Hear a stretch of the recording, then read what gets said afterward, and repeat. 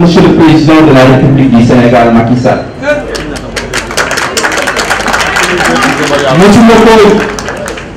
musuma ko gis benn soxla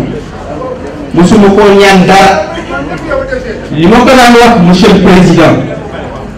bu fekkee man maa yor kàddu waa Thiès ñu la doon ñaan benn projet bu mu tañaat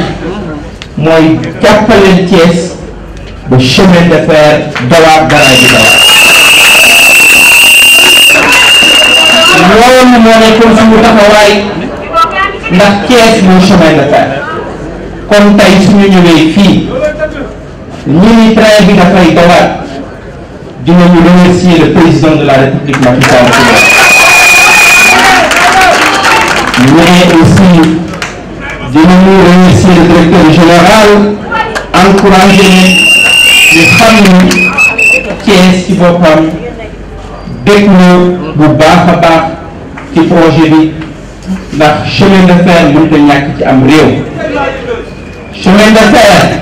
mooy moderniser ak dëkk chemin de fer mooy préparer industrialisation chemin de fer est un instrument politique et un instrument diplomatique parce que stratégie yi ngay tabax les programmes sociaux et économiques au niveau macro mënut a ñàkk chemin de fer kon su chemin de fer dekkiwaatee ñëwaat fii ci Sénégal train bi di dawaat mën nañu am yaakaar ci ëllëgu Sénégal. je vous remercie. ressenti bi ma ci am mooy dëkkuma Thiès xaw ma fu ndaraan di dawee mais kontaan naa ci trop parce que ci diiru ñaari weer liggéey nañu liggéey bu mucc ay ba nga xam ne train yi tey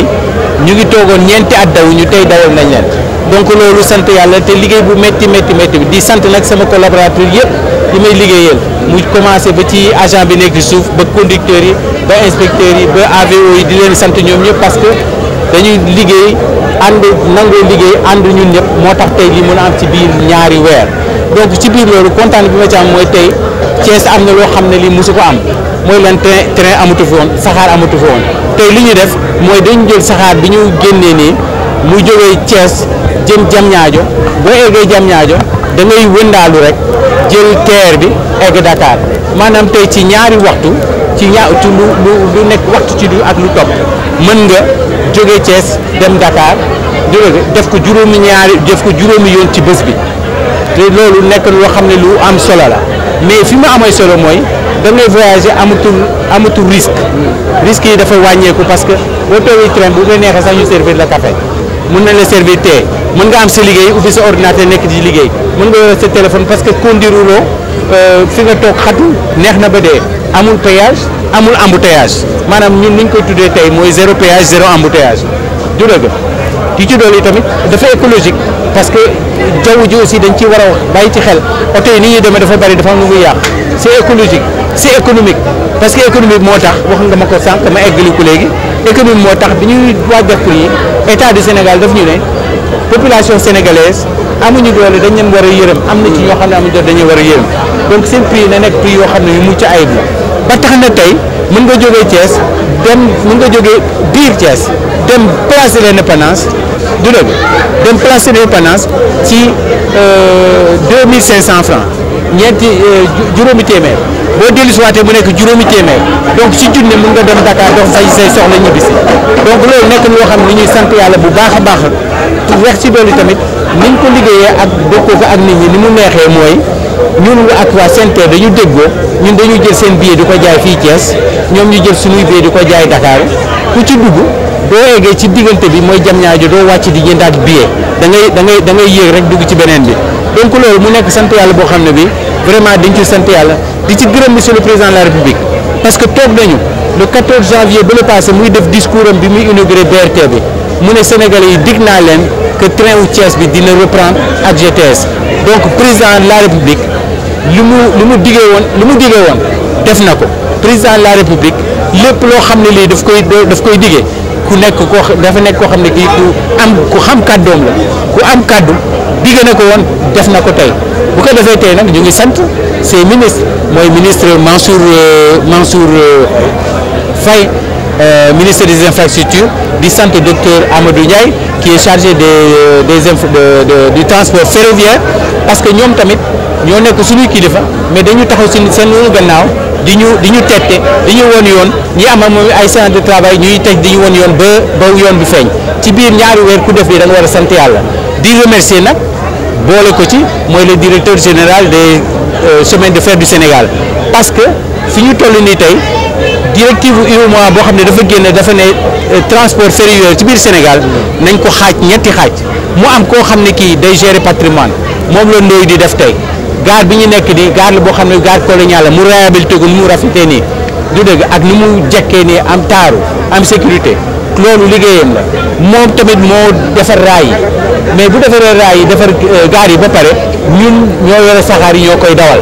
du dëgg te loolu coopération la am ci biir ministère ñaari ministères yi ñu gunge ñu tette ñu ma ci remercier ma ci boole aussi SENTER parce que le directeur général Abdou Ndéné Sall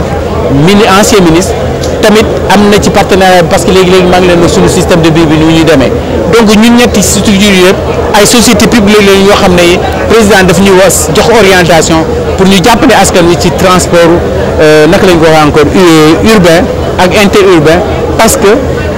accident yi bari na ci dëkk bi mais accident yi li ko mën a wàññi camion yu bari yi njaganjaay yu bari yi tata yu bari yi li ko mën a wàññi rek mooy am saxaar boo xam ne bi am na 500 places léegi imaginer leen rek 500 places yi ñu am ni bu fekkoon dañu ragale ay njaganjaay benn bu nekk 25 places ñaata njaganjaay lay doon wala ñaata bus lay doon du jeex ak risque d' accident yooyu alors que lii amoo koy dajal amoo koy mbëkkanteel da ngay jubal ba àgg climatisation bu nee nga naan sa café bu nee nga jàng sa livre bu nee nga jël sa téléphone waxtaanee nii nii donc mu nekk produit boo xam ne dafa mucc ayib te ñaan nañu yàlla ci loolu la ñu liggéey du yem fii parce que lii première phase bi la deuxième phase bi mooy dañu bëgg a génne beneen saxaar boo xam ne bi ñu ngi ciy liggéey pour tëggaat ko mu gën a baaxaat ak ay techniciens ñu jox ñu autorisation yooyu ñu jël train boobu dawal ko diggante Thiès Diourbel Mbacké ak Touba journée bi yëpp muy def Mbacké Touba bu ngoonee mu ñibbi Diourbel. xalaat cérémonie boo xam ni Thiès benn jigéen waxul kooku kon jigéen ñi amee musóor yi mooy gàtt bu table yële waa chemin de fer yi jigéen ñi kenn wéeru jigéen waxu Thiès kon tey cérémonie bi dina xaw a doy waar maa ngi lay sant di la gëm Thiès président Macky Sall ñu ngi koy sant di ko gërëm ndax dañoo diggoon benn dëkk ñetti gaar TER bi egsi na ñaareelu gaar bi mu ne woon ñaari gaar tey ñaari gaar bi egsi na ça a été une réalité Malick Ndoye ñu ngi lay sant ñu ngi lay gërëm tax na ñun GTS monsieur Omar Sow tey mën a dawal saxaar si ñu jëlee ko Thiès yóbbu Dakar Thiès nag président de la République daf ko digoon ne kenn du yokkute la te ñun tamit xam nañu kenn du yokkute la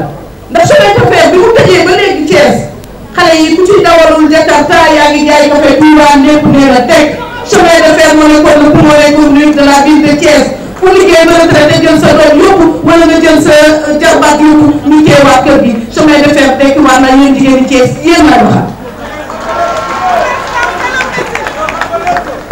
président nag ne Thiès kenn yokkute laa koy def aéroport baa nga jas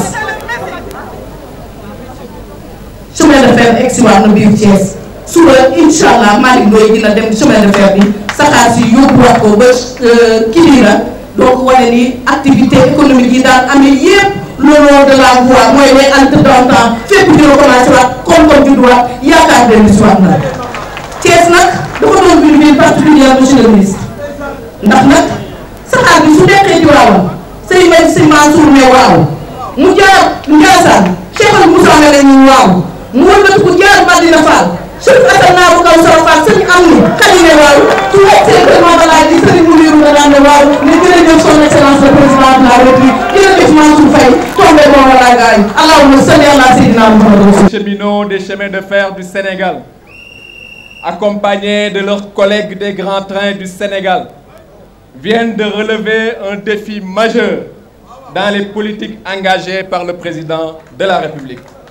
C'est le moment de leur rendre hommage. Ils ont été les premiers acteurs de cette relance. Je félicite aussi l'entreprise Eiffage qui nous a accompagnés tout le long des travaux. Je leur remercie pour leur professionnalisme et leur engagement à côté des maîtrises d'œuvre Sahel Ingénierie et CETEC. Bravo. Mesdames, Messieurs, Alors que les dépenses ne cessent de progresser pour répondre à l'essor des mobilités, mais aussi pour servir des politiques économiques d'encouragement à l'emploi, la plupart de nos États en Afrique, et même au niveau mondial, sont confrontés en cette période de fortes contraintes budgétaires à des difficultés majeures pour trouver les ressources financières nécessaires à la réhabilitation des lignes, la construction de nouvelles infrastructures et à l'entretien régulier des réseaux ferroviaires.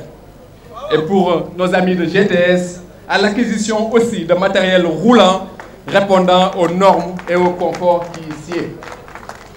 Mais il y a une constante à ne jamais perdre de vue. Sans le chemin de fer, le monde n'aurait pas atteint son niveau actuel de croissance économique. Le chemin de fer est un outil d'équité territoriale qui facilite la croissance économique inclusive. Et aucun pays ne peut connaître un développement harmonieux sans un réseau ferroviaire performant. La relocalisation en cours des industries des pays développés vers ceux émergents, où le coût de la main-d'œuvre est plus bas, profite aux pays avec un chemin de fer qui raccorde les ports aux grandes activités industrielles ou logistiques spécialement aménagées. Un chemin de fer performant engendre toujours des bénéfices économiques multiples, avec un impact positif sur le niveau des activités portuaires, une accessibilité vers les régions enclavées, une réduction de la facture énergétique. Le transport par chemin de fer consomme 4 fois moins de carburant que la route dans le contexte de lutte contre les changements climatiques. Mesdames, Messieurs, les nations qui veulent réussir ne plafonnent pas leurs ambitions et ne se résignent pas devant les obstacles. Sur le chemin du progrès,